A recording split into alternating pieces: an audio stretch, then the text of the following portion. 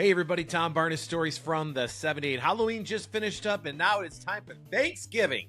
Fall is officially in full swing. Thought I'd bring an expert to kind of help me out in picking out a turkey, how to carve it, because the guy is a Guinness World Record holder for the world's fastest turkey carver. His name is Paul Kelly of KellyBronze and turkey farmer. He's all these things. He's going to talk to me now for this story from the 78. How you doing, Paul? Real good, thank you. Very good indeed. Thank you very much. So, Paul, I got to be honest here. I'm a little intimidated. I've seen your Guinness World Book record for carving a turkey. Seems like you know your way around a kitchen, specifically a kitchen with a turkey in it. Yeah, turkey is my forte, that's for sure. There's nothing I can't do with the turkey. So what's the record time? Just for people, save them the trouble of looking it up. What's the record time for carving a turkey? For carving a turkey, I think it's 3 minutes. I did a 15-pound turkey into 15 equal servings. I think it's in 3 minutes, 41 seconds, all plated up, gravied, ready to serve. So what made you, what's the fascination with turkeys, first of all, in cutting it? I mean, I imagine it probably took you a few thousand, hundred, I don't know how many birds to get it to that level. I mean, how fast? You know, people ask me that all the time, and I really wished I counted, but I haven't. But, it will be hundreds. But I got into it. We're a family business. So my father started turkey farming in 1971, so I was 9 years old. So I've just been, and I think the fascination for me was as farmers, typically farmers grow something, and once it leaves the farm gate, they kind of seem to lose responsibility for it. Well, as turkey farmers, I was really keen on making sure that our customers also cook it right, and then they carve it right as well, so they get the ultimate experience right through to the Thanksgiving table. Right, and I would imagine that a big part of it, for sure, is making sure people do it correctly. Because when they don't do it correctly, they always blame the bird, or they blame the burger, or the steak, or whatever. It's like, well, did you follow the directions? Do you know what you're doing? It's you know what, with cooking a turkey, there's no one right way or wrong way of cooking a turkey, is there? But I say keep it simple, and if you get a really good quality turkey that's got a great fat covering that is mature, you can just cook it so simply. You just simply roast it, breast down for an hour, flip it over to finish it. Make sure you use a meat thermometer, and when it's up to temperature, take it out. And the biggest problem most people make is overcooking their turkey, because turkey isn't a very forgiving meat.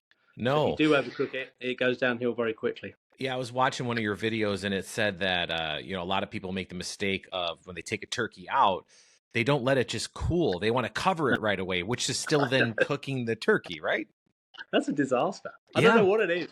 It comes out of the oven, they jump on it with a sleeping bag, a load of foil and insulation, and all you've done then is create another oven. Once it's at temperature, you then have to get the heat out of that bird as quick as possible, and you can let it rest on the side, the Christmas on the table side, and that will take at least 2 hours before it will go cool. And you carved it in a beautiful way, where they were like, "Oh, that's how you're supposed to carve a turkey, because that's what the breast meat's supposed to look like when you're carving it, not this disaster that looks like a horror movie of trying to pull apart the meat from the bone and the whole thing." So people will have to go to check that out for sure. But you're the managing partner of KellyBronze, the turkey farm, correct? Correct, that's right. Over in the UK, so we're based in the UK, but we have a farm in Virginia, Crozet, Virginia, as well. Right, and that's where folks here in the States can get the bird. But why choose a farm fresh turkey? Well, what's special about our KellyBronze is, first of all, it's a breed. It's the old traditional bronze breed. We hatch at natural seas, and of course, it's free range. But the big difference, we are the only turkey company in the US to dry age our turkeys. You see, the bizarre thing here is in the UK, we call them New York dressed. So I went over to America in 2003 to see how you guys do it, to find out that no one hand plucked or hung turkeys in America anymore. So, and that's 20% of the equation. The breed's a big part, how you grow it, but then dry plucking it and hanging it, as you would a pheasant, a game bird, that is what goes the extra mile to making it taste so wonderful. So it's not just one thing. It's a whole chain of events that makes the KellyBronze so special.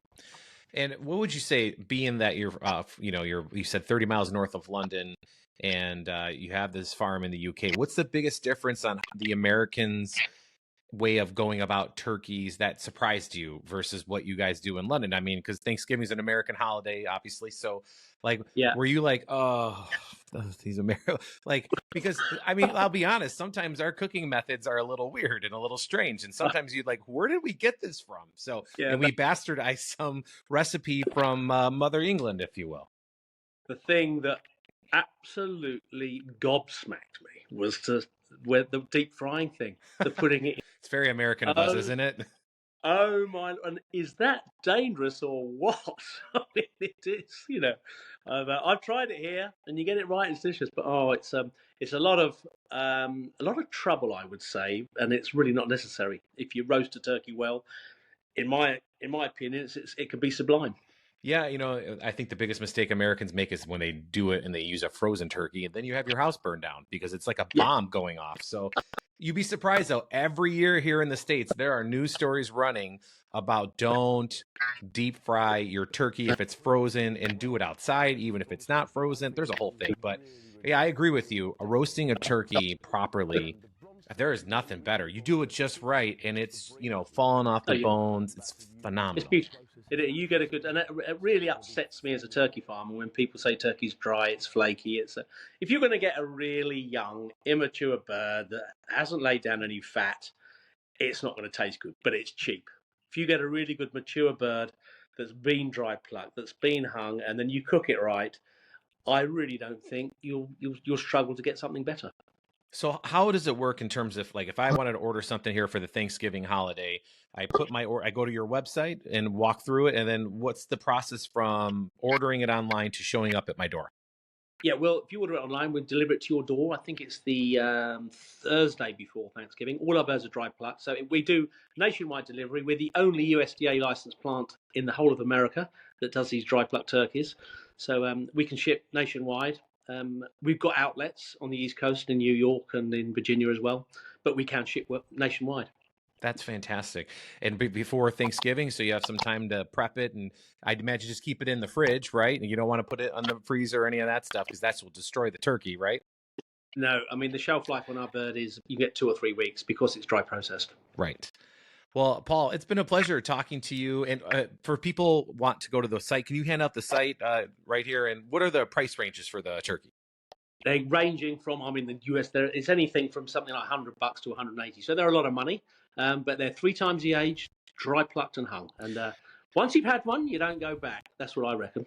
Right. And you know what? It's Thanksgiving. So come on. Yeah, Like, it's not like it's the, the yeah, second Sunday in October or middle of April. It's Thanksgiving. Maybe go a little bit on the bird because everybody gets excited for the sides for Thanksgiving. But, the turkey itself is the star of the show for Thanksgiving. And do you guys do anything outside of Thanksgiving, or is this specifically for Thanksgiving delivery dates? yeah. No, in the US, we're just producing for Thanksgiving, but also we do a few for Christmas as well. Fantastic. Paul, thank you so much for talking with me. I appreciate it. Thank you. That's a turkey.